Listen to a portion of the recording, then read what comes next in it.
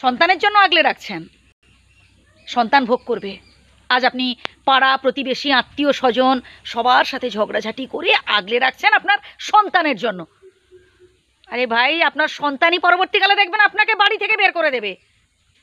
হয় আলাদা থাকতে হবে আপনাকে, বা বৃদ্ধাশ্রমে থাকতে হবে, বা হয়তো এই 4তলা বিল্ডিংয়ের কোনো একটা চিলে কোঠায় আপনাকে থাকতে হবে। কারণ আপনি সন্তানকে সুশিক্ষা দেননি। শুধু ভালো পড়াশুনো করে চাকরি করা মানেই যে মানুষ হয়ে যাওয়া ভাই, তা নয়। শৈশব অবস্থা থেকেই সন্তানকে সুশিক্ষা দিন যে কোন কাজটা করা উচিত আর কোন কাজটা করা উচিত নয়। যদি সন্তান ভুল করে থাকে তাকে শাসন করুন, তাকে বোঝান, সরি বলতে শেখান ভাই।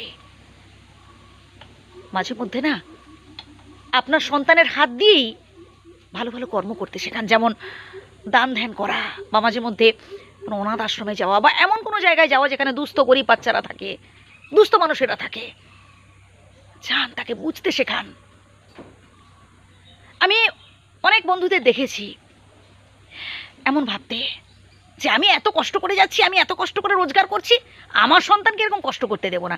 আমার সন্তান বসে বসে খাবে, আমি যা রেখে দিয়ে যাব আমার সন্তান 4 পুরুষ খাবে না। আপনি বন্ধু, সন্তানকে না কর্ম করতে শেখান, কর্ম করে অর্জন করতে শেখান, এই সুশিক্ষাটুকু দিন।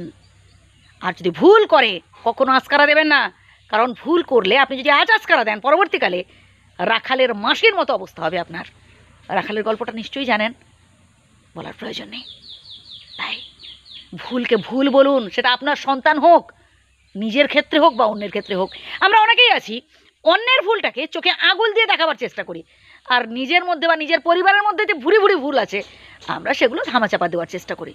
না প্রিয় বন্ধু, বাইরের কাউকে বলার আগে আগে নিজের দিকে আঙুল তুলতে হয় যে আমার মধ্যে ভুল নেই তো, আমি ওই লোকটার দিকে আঙুল তুলছি, বাট আমি কি একদম পারফেক্ট? ভাই, ভুল মানুষ মাত্রই হতে পারে। ঠিক তেমনি নিজের মধ্যেও দেখুন যে ভুল আছে কিনা। হ্যাঁ প্রিয় বন্ধু, আসলে আমরা যদি সন্তানদের সুশিক্ষা দিন না যে হচ্ছে কোন কাজটা করা উচিত কোন কাজটা করা উচিত না, একদম শৈশব অবস্থা থেকে, তাহলে দেখবেন পরবর্তীকালে আমাদের চোখের জল ফেলতে হবে না।